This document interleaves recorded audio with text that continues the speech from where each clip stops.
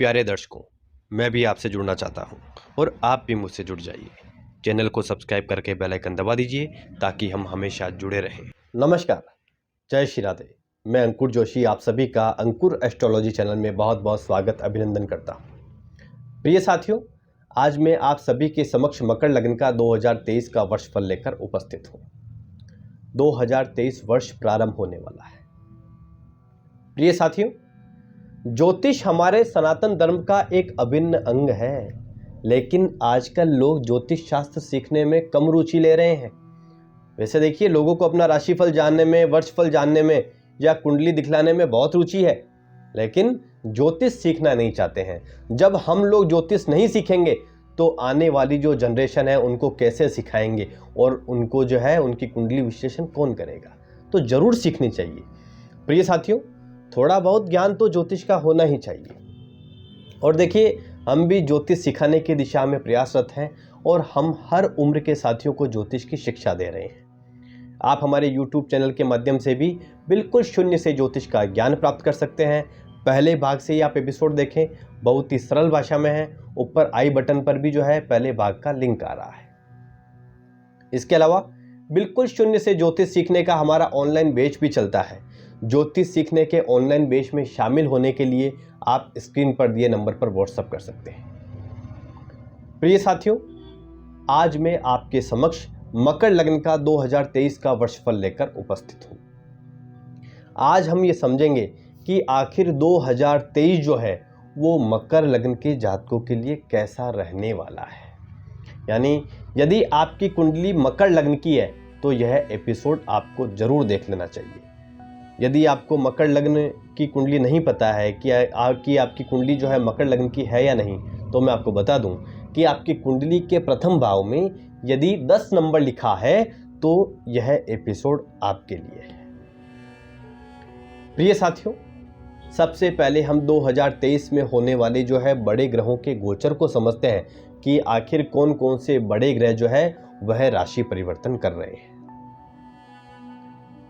प्रिय साथियों, राहु देव जो है अभी आपकी कुंडली के चतुर्थ भाव में मेष राशि में है और केतु आपकी कुंडली के दशम भाव में तुला राशि में है। 30 अक्टूबर को राहु और केतु दोनों ही ग्रह जो है राशि परिवर्तन करेंगे। राहु देव जो है मीन राशि में चले जाएंगे और केतु जो है कन्या राशि में गोचर करेंगे। यह जो है यहाँ 18 माह तक रहेंगे। इसके अलावा बृहस्पति देव जो है अभी मीन राशि में भ्रमण कर रहे हैं, जो कि आपके तीसरे भाव में है और 22 अप्रैल 2023 को मीन राशि से निकलकर मेष राशि में प्रवेश करेंगे। यानी बृहस्पति देव जो है वो 22 अप्रैल को आपकी कुंडली के तीसरे भाव से निकलकर चौथे भाव में प्रवेश करेंगे। इसी के साथ ही शनि देव देखिए अभी आपकी कुंडली के लग्न भाव में जो है मकर राशि में है, अपनी खुद की राशि में है और 17 जनवरी 2023 को मकर राशि से निकलकर कुंभ राशि में प्रवेश करेंगे। यह बड़ा परिवर्तन है। शनि देव 17 जनवरी 2023 को कुंभ में प्रवेश करेंगे। यह यहाँ 2.5 वर्ष तक रहेंगे। यानी शनि देव आपकी कुंडली के लग्न भाव में है और 17 जनवरी को दूसरे भाव में प्रवेश करेंगे। प्रिय साथियों, जब हम किसी भी राशि या किसी भी लग्न का वर्षफल निकालते हैं तो उसमें मुख्यतः लंबी अवधि तक चलने वाले ग्रहों को ही आधार मानकर फलादेश किया जाता है। तो यहाँ पर हम जो है मुख्य रूप से शनि, बृहस्पति, राहु और केतु को आधार मानकर फलित करेंगे। इसके बाद देखिए, यदि हम सूक्ष्म तरीके से समझना चाहेंगे तो मासिक राशिफल में समझेंगे। मेरे प्रिय साथियों, शनिदेव आपकी कुंडली के मालिक है, आपकी कुंडली के लग्नेश है। शनिदेव आपकी कुंडली के लग्न भाव में 17 जनवरी तक रहेंगे। उसके बाद कुंडली के दूसरे भाव में अपनी स्वयं की राशि में ही भ्रमण करेंगे। देखिए, 2023 वर्ष में उन साथियों को व्यापार में बहुत मदद मिलेगी जिनका व्यापार शनिदेव से संबंधित है। जैसे यदि आपका जो है ट्रांसपोर्ट का कार्य है या आपका ठेकेदारी का कार्य है या आप लोहे का कार्य करते हैं या किसी भी प्रकार की दलाली का कार्य करते हैं, कमीशन का कार्य करते हैं या कोई ऐसा व्यापार जो शनिदेव से संबंधित हो, तो 2023 जो है आपके लिए अच्छा रहने वाला है। लेकिन देखिए, आपको अपने कर्मों को ठीक रखना होगा। यदि आप अपने कर्मों को ठीक रखते हैं तो आपको व्यापार में अधिक उन्नति देखने को मिलेगी। प्रिय साथियों, दूसरा भाव हमारे खान पान का भी है और उसी भाव में शनिदेव 17 जनवरी से ही रहेंगे। तो यदि आप अपना खान पान खराब करते हैं, यदि आप ऐसी चीज़ें खाते हैं जो सनातन धर्म में वर्जित है, तो शनिदेव यहाँ आपको नकारात्मक फल देंगे और आपको हर तरह से परेशानी का सामना करना पड़ सकता है।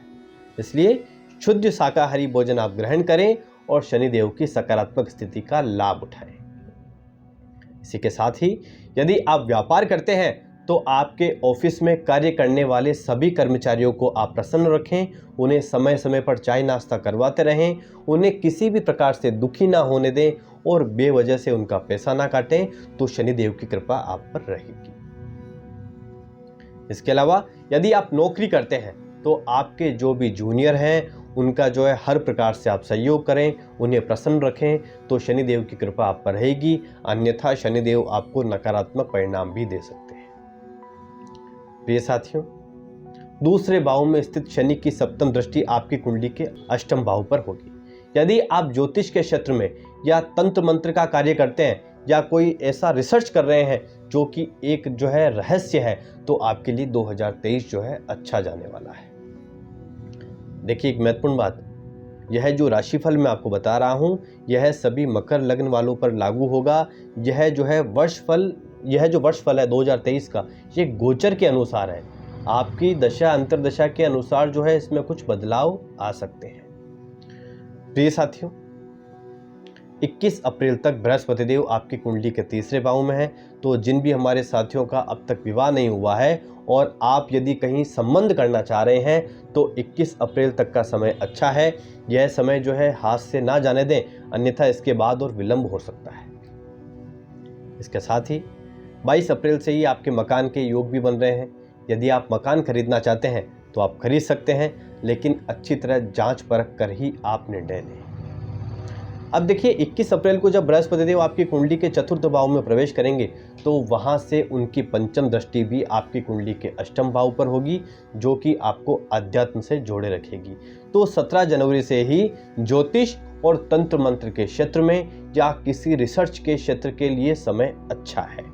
लेकिन देखिए, 22 अप्रैल से अधिक शुभ परिणाम प्राप्त होने की बहुत अच्छी संभावना है। प्रिय साथियों, द्वितीय भाव में स्थित शनि की सप्तम दृष्टि आपके अष्टम भाव पर है और 22 अप्रैल से ही बृहस्पति देव की पंचम दृष्टि भी आपके अष्टम भाव पर होगी। तो यहाँ पर पैतृक संपत्ति आपको मिल सकती है। कुछ ऐसी संभावना दिखाई दे रही है कि आपको किसी प्रकार से पैतृक संपत्ति मिले। मेरे प्रिय साथियों, 17 जनवरी से शनिदेव के द्वितीय भाव में होने से उनकी दशम दृष्टि आपके लाभ भाव पर होगी। तो हो सकता है कि आपको पैसा कमाने में थोड़ा विलंब हो, थोड़ा अधिक समय लगे, या हो सकता है कि अधिक मेहनत करने पर आपको नतीजे प्राप्त हो, लेकिन सफलता आपको जरूर मिलेगी। मेरे प्रिय साथियों, बृहस्पति देव 21 अप्रैल तक आपकी कुंडली के तीसरे भाव में रहेंगे, जिससे उनकी पंचम दृष्टि आपके विवाह भाव पर होगी। वैवाहिक स्थिति भी देखिए आपकी ठीक ही दिखाई दे रही है, कोई विशेष परेशानी वाली कोई बात नहीं है। लेकिन देखिए, जब से शनिदेव आपकी कुंडली के लग्न भाव में भ्रमण कर रहे हैं, तब से ही आप दोनों पति पत्नी के मध्य एक बात पर सहमति हो पाना बड़ा ही मुश्किल है। मतलब एक कहेगा कि मैं उत्तर की ओर जाऊंगा, तो दूसरा कहेगा कि मैं दक्षिण की ओर जाऊंगा या जाऊंगी। तो यह जो स्थिति है ये 17 जनवरी तक दिखाई दे रही है। उसके बाद जो है आप दोनों के मध्य जो है सब कुछ अच्छा रहेगा। प्रिय साथियों, जब बृहस्पति देव आपकी कुंडली के तीसरे भाव से निकलकर चौथे भाव में 21 अप्रैल को प्रवेश करेंगे, तो वहां जो है पहले से ही राहु स्थित है।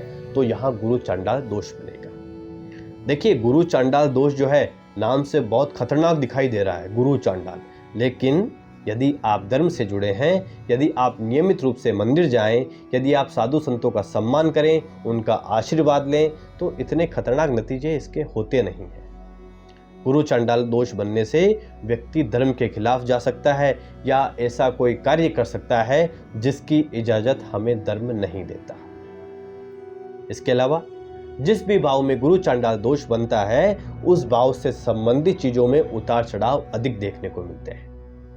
अब देखिए, 21 अप्रैल को बृहस्पति देव आपकी कुंडली के तीसरे भाव से निकलकर चतुर्थ भाव में जाएंगे और वहाँ पहले से ही राहु स्थित है, तो आपकी कुंडली के चतुर्थ भाव में गुरु चांडाल दोष बनता है। तो ऐसी स्थिति में माता की सेहत जो है गड़बड़ रह सकती है। माता का ख्याल रखें और देखिए घर परिवार का माहौल भी कुछ ठीक नहीं रहेगा। प्रिय साथियों, 17 जनवरी से शनिदेव आपकी कुंडली के द्वितीय भाव में होने से हो सकता है कि आप थोड़े से जो है कटु वचन बोलें। हालांकि वह सत्य हो सकते हैं, लेकिन खरी बात होने की वजह से परिवार में मतभेद की स्थिति भी हो सकती है। इसलिए कुछ भी बोले तो सोच समझ कर ही बोले। वह कहते हैं ना कि मुंह पर खरी बात कह देना रिश्तों में खटास का कारण बनता है, इसलिए थोड़ी सावधानी रखें। अब देखिए, चतुर्थ भाव में गुरु चांडाल दोष बनने से घर में कुछ माहौल ठीक नहीं रहेगा। माता का तो आपको ख्याल रखना ही है, मैंने आपको बता ही दिया। और जो है माता से आप संबंध अच्छे बनाकर रखें, उन पर गुस्सा ना करें, उनकी बात सुने, उनका आशीर्वाद लें। मेरे प्रिय साथियों, 30 अक्टूबर को राहु देव जो है राशि परिवर्तन करके आपकी कुंडली के तीसरे भाव में जाएंगे, जिससे कि 30 अक्टूबर के बाद आपके घर में जो है सुख शांति और माता के साथ प्रेम बढ़ेगा। लेकिन तीसरे भाव में स्थित राहु की दृष्टि आपके सप्तम भाव यानी कि वैवाहिक जीवन पर होने से पति पत्नी के मध्य जो है कुछ खटपट रह सकती है। लेकिन यदि आप धार्मिक बने रहेंगे, यदि आप नियमित रूप से मंदिर जाएंगे और स्वीपर की यदि आप किसी भी तरह से मदद करते रहेंगे, स्वीपर, तो राहु यहाँ जो है अशुभ फल ना के बराबर देंगे। कुल मिलाकर 30 अक्टूबर से ही घर परिवार के तरीके से अच्छा समय है। यदि मकान खरीदना चाहते हैं तो भी 30 अक्टूबर के बाद का समय तो बहुत अच्छा ही है। इस समय में आप खरीद सकते हैं। वैसे 21 अप्रैल के बाद से ही समय ठीक है, लेकिन 30 अक्टूबर के बाद से ही समय बहुत अच्छा है मकान खरीदने के तरीके से। प्रिय साथियों, राहु और केतु यदि आपको अशुभ फल देते हैं तो आप भोलेनाथ के मंदिर जाएं, क्योंकि राहु और केतु जो है दोनों ही भोलेनाथ के भक्त हैं। नियमित रूप से भोलेनाथ के मंदिर जाएं और उनके जो है जलाभिषेक करें।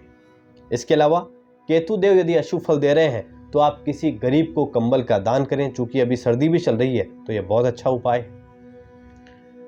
प्रिय साथियों, 30 अक्टूबर के बाद आपके पराक्रम में वृद्धि होगी। आप समस्याओं से पार पाकर सफलता प्राप्त करेंगे, लेकिन गलत कर्म से बचें और हमेशा सही का साथ दें।